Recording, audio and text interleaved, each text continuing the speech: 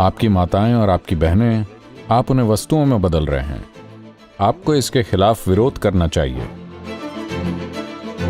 मैं सैकड़ों ऐसे लोगों से मिला हूं, वो कितने विकृत बन गए हैं। ये नैतिकता का मामला नहीं है, ये मानसिक स्वास्थ्य की समस्या है। अब वो कहने लगे हैं कि महिलाओं के लिए भी ये सब देखना फैशन है। आप सबसे बेवकूफ़ी वाली चीज़ें कर रहे हैं। उस महिला पर अपनी माँ का चेहरा लगाकर देखिए, मुझे लगता है आप समझ जाएंगे।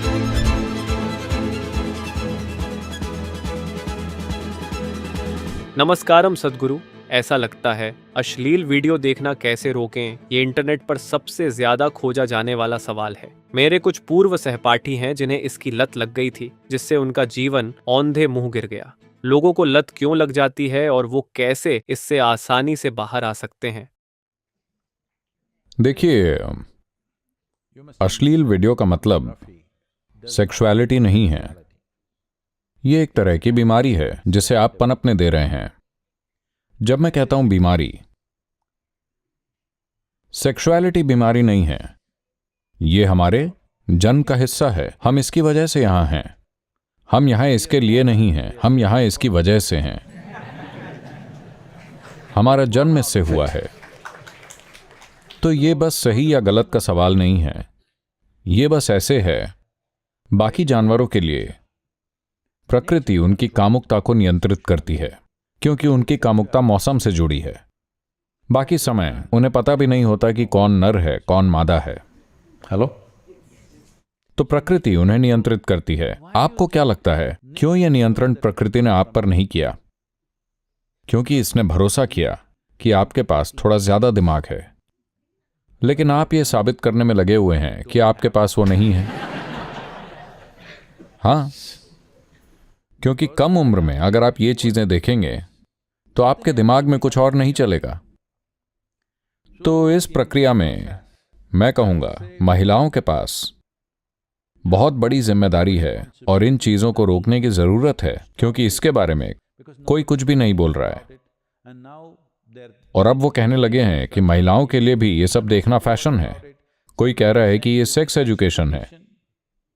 नहीं नहीं, ये इनमें से ऐसा कुछ भी नहीं है। जो भी थोड़ी बहुत लड़ाई हुई या जो संघर्ष महिलाओं को झेलना पड़ा, उसकी वजह से एक हद तक शारीरिक स्वतंत्रता आपको मिली है।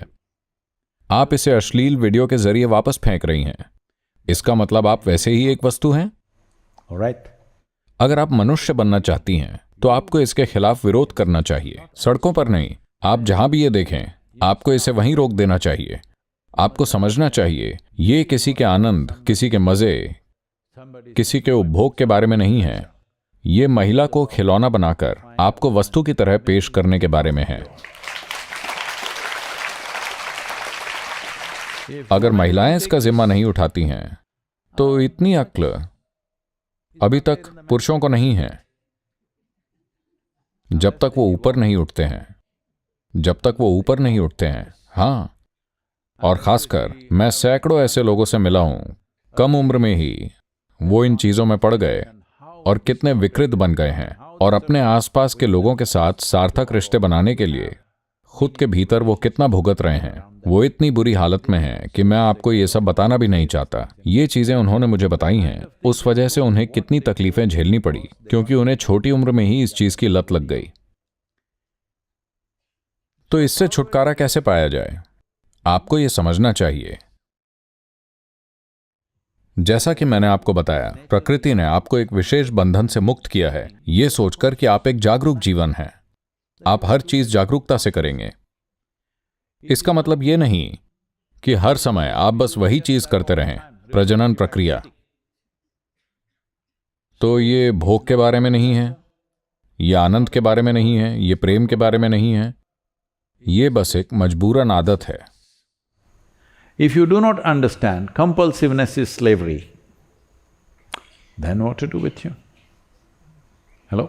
अगर आप नहीं समझते कि आदतन मजबूरी एक गुलामी है तो आपके साथ क्या किया जाए? आप नहीं समझते कि आदतन मजबूरी एक गुलामी है, सिर्फ जागरूकता में ही हमारी मुक्ति है। तो इसे छोड़ने की जरूरत नहीं है, बस उधर जाना ही नहीं है, बस इतना ही। इसमें छोड़ना क्या है? क्या ये यहां हो रहा है? नहीं, ये मेरे सिर में हो रहा है। देखिए, आपका सिर इस तरह से है, आप इस पर जो भी छाप छोड़ेंगे इसमें वही होगा।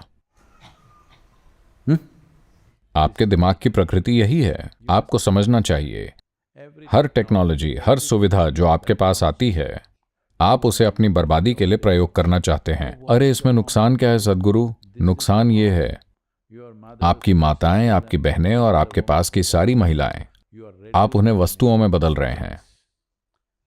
मैं ये नहीं कह रहा कि आप सभी ब्रह्मचारी बन जाएं और कहीं चले जाएं। नहीं, ये कुछ विशेष लोगों के लिए है जिनकी ऐसा करने की क्षमता है। लेकिन आपको अपना जीवन एक गरिमापूर्ण तरीके से जीना चाहिए। इसमें गरिमा कहाँ है? अश्लील फिल्मों में महिलाओं के लिए गरिमा कहाँ है? हेलो, कहाँ है गरिमा?